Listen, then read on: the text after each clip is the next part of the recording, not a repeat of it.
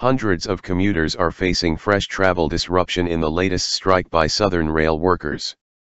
The 48-hour strike comes a day after the RMT union announced there would be 6 days of strikes in the run-up to Christmas and over the New Year.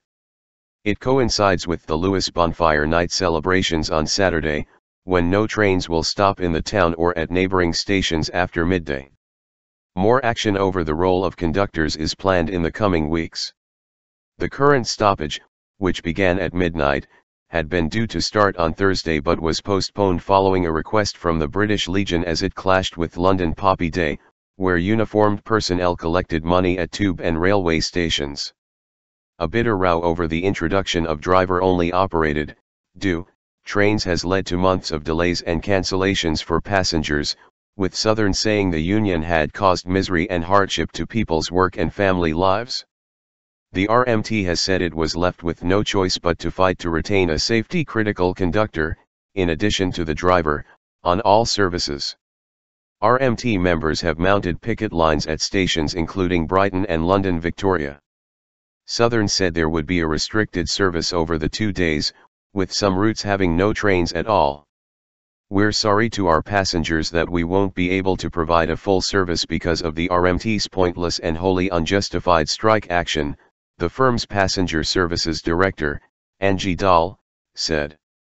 On Monday, members and supporters of the RMT protested outside the Houses of Parliament. Announcing strike action over the festive period, RMT General Secretary Mick Cash accused Southern and the government of sheer pig-headedness, meaning members are being forced to take further industrial action in a bid to maintain a safe and secure service. A spokesman for Southern said the union had hit a new low and was determined to cancel Christmas for the traveling public.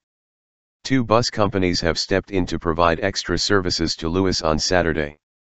Tom Druitt, from the Big Lemon Bus Company, said 6 coaches had been provided, which was 3 times more than any other year, but added all the coaches were now sold out. "That was pretty much all the vehicles we had available once we heard the strike was on," he said.